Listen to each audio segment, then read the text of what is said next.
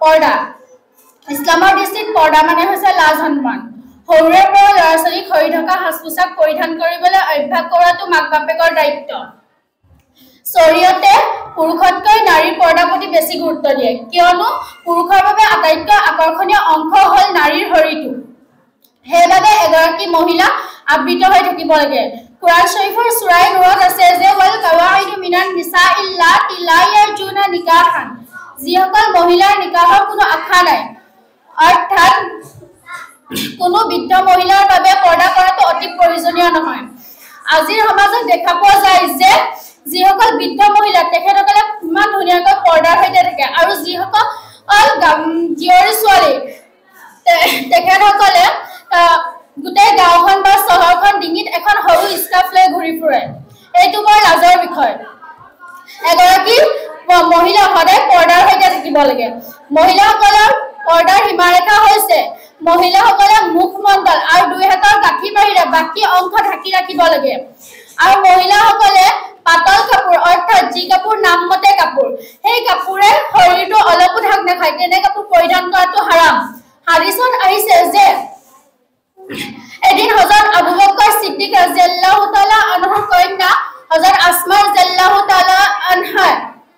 পাতল কাপোৰ পৰিধান কৰি হুজুৰ সাল্লাল্লাহু আলাইহি ওয়াসাল্লামৰ সন্মুখত আহিছিল তেতিয়া হুজুৰ সাল্লাল্লাহু আলাইহি ওয়াসাল্লামে তেওঁৰ পবিত্ৰ মুখ হযৰত আসমা ৰাদিয়াল্লাহু তাআলা আনহাৰ ফালৰ পৰা ঘূৰাই ক'লে যে হে আসমা ছোৱালী যেতিয়া বালিগ হয় তেতিয়া মুখমণ্ডল আৰু দুই হাতৰ গাঁঠিৰ বাহিৰে বাকী অংশ আনৰ দৃষ্টিগোচৰ হোৱা উচিত নহয় আমাৰ যিজোৰ সাজ পোছাক সেইজোৰনো কি বেয়া আজিকালি মুছলমান মহিলাসকলক দেখা পোৱা যায় যে পুৰুষসকলৰ সাজ পোছাক পিন্ধি নিজকে গৌৰৱ অনুভৱ কৰে হাদিছত আহিছে যে যিসকল পুৰুষে মহিলাসকলক কাপোৰ পিন্ধিব আৰু যিসকল মহিলাই পুৰুষসকলক কাপোৰ পিন্ধিব তেওঁলোকৰ ওপৰত আল্লাহ আৰু আল্লাহৰ ৰাসূল সাল্লাল্লাহু আলাইহি ওয়াসাল্লামৰ লানত পৰিব এজন বুজুৰ্গে কৈছে যে जब कोई लड़की बुर्का पहनकर आती है तो उसे दूर से देखकर लगता है कि इस्लाम की शहजादी आ रही है इस्लामक एगराकी नारी अति मूल्यवान सम्पद বুলি জনা যায় কিন্তু আল্লাহ তাআলা আমাৰ সকলো মুছলমান মহিলাক পৰ্দা কৰিবলৈ আৰু শৰীয়তে যি হুকুম দিছে তাৰ ওপৰত চলিবলৈ তৌফিক দান দিয়ক আমিন ওয়া মা আলাইনা ইল্লাল বালাগ কথা আমি সকলোৱে জানো যে এই পৃথিৱীখনত প্ৰতিজন মানুহে এটা নিৰ্দিষ্ট সময় ৰাখিছে যেতিয়া এই সময় শেষ হৈ যাব তেতিয়া প্ৰতিজন মানুহে এই পৃথিৱীখনৰ পৰা গুচি যাব কিন্তু এনেকুৱা এটা সময় আহিব যিটো সময়ত এই পৃথিৱীখন ধ্বংস হৈ যাব আৰু সেই দিনটোৱে হ'ব কিয়ামতৰ দিন কিন্তু আল্লাহ পাকে কিয়ামত তেতিয়ালৈকে কায়েম নকৰিব যেতিয়ালৈকে এই পৃথিৱীখনত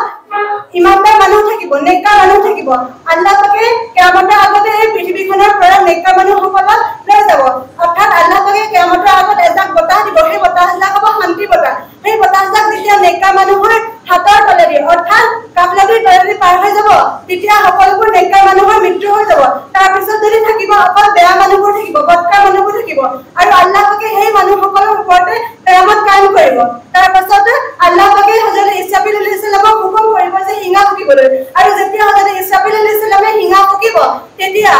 সকলোবোৰ মানুহ মৰি যাব আৰু আসমান জমিন জুন বেলি তৰা সকলোবোৰ ভাঙি চুৰমাৰ হৈ যাব তাৰ পাছতে আল্লাহ পাকে আকৌ ইসৰাফিল আলাইহিস সালামক হুকুম কৰিব দ্বিতীয় হিঙা ফুকিবলৈ আৰু যেতিয়া হযৰত ইসৰাফিল আলাইহিস সালামে দ্বিতীয় হিঙা ফুকিব তেতিয়া মানুহবোৰ কবৰৰ পৰা উঠিবলৈ ধৰিব এটা হাদিছত আছে হুজুৰ সাল্লাল্লাহু আলাইহি সাল্লামে কৈছে যে মানুহবোৰ কবৰৰ পৰা এনেদৰে মাটি ফাটি ওলাব ধৰিব যেনেদৰে হাত পাচলিবোৰ ওলাবলৈ ধৰে আৰু এটা হাদিছত আছে হুজুৰ সাল্লাল্লাহু আলাইহি সাল্লামে কৈছে যে মানুহৰ শৰীৰত এনেকুৱা একো এটা বস্তু নাই যিটো বস্তু নেকি গেলি পচি শেষ হৈ নাযায় মানুহৰ শৰীৰত প্ৰতিটো বস্তুৱে গেলি পচি শেষ হৈ যায় কিন্তু মানুহৰ শৰীৰত এটুকুৰা হাড় আছে সেই হাড়টুকুৰা কেতিয়া নেগেলে আৰু নপচে যেনেকৈ প্ৰতিটো বস্তুৰ এটা বীজ থাকে তেনেদৰে আমাৰ মানুহৰ শৰীৰত এটুকুৰা হাড় আছে সেই হাড়টুকুৰা আমাৰ বীজ হয় আৰু যেতিয়া কিয়ামতৰ দিনাখন হযৰত ইসৰাফিল আলাইহিস সালামে দ্বিতীয় হিঙা ফুকিব আৰু যেতিয়া সেই বৰষুণজাক পৰিব মাটি তেতিয়া মানুহবোৰ এনেদৰে মাটি ফাটি ওলাব ধৰিব যেনেদৰে হাত পাচলিবোৰ ওলাই তাৰ পিছত মানুহবোৰ মাটি ফাটি যেতিয়া ওলাব তাৰ পিছত হাছৰৰ ময়দানলৈ যাব লাগিব আৰু সকলোবোৰ মানুহ যেতিয়া হাছৰৰ ময়দানলৈ গৈ থাকিব তেতিয়া মানুহবোৰ তিনি ধৰণে যাব কিছুমান মানুহ সেৱাৰী হৈ যাব আৰু কিছুমান মানুহ খোজকাঢ়ি যাব আৰু কিছুমান মানুহ মুখেৰে খোজকাঢ়ি যাব এই কথাটা শুনিলে মানুহবোৰে ভাবে যে মানুহে মুখেৰে কেনেকৈ খোজকাঢ়ি যাব শুনক আল্লাহ পাকে আমাক এই পৃথিৱীখনত যেনেদৰে ভৰিৰে খোজকাঢ়িব পৰা ক্ষমতা দিছে ঠিক তেনেদৰে আল্লাহ পাকে আমাক হাছৰৰ ময়দানত মুখেৰে খোজ কাঢ়িব পৰা ক্ষমতা দিব আৰু যেতিয়া মানুহবোৰ হাছৰৰ ময়দানত থিয় হৈ থাকিব মানুহবোৰ উলংগ অৱস্থাত থাকিব কোনো মানুহৰ গাত কাপোৰ নাথাকিব আৰু কোনো মানুহৰ ভৰিতো চেণ্ডেল নাথাকিব আৰু এবাৰ হুজুৰ সাল্লাল্লাহু আলাইহি ওয়াসাল্লামৰ হযৰত আয়েশা সিদ্দিকা ৰাদিয়াল্লাহু তাআলা আনহা সুধিছিল যে ইয়া ৰাসূলুল্লাহ সাল্লাল্লাহু আলাইহি ওয়াসাল্লাম কিয়ামতৰ হাছৰৰ ময়দানত কি প্ৰত্যেকজন মানুহৰ কি গাত কাপোৰ নাথাকিব পুৰুষ মহিলা সব কি উলংগ অৱস্থাত থাকিব নি তেতিয়া হুজুৰ আৰু কিমান লাজ লাগিব হেতৰ অৱস্থাত তেতিয়া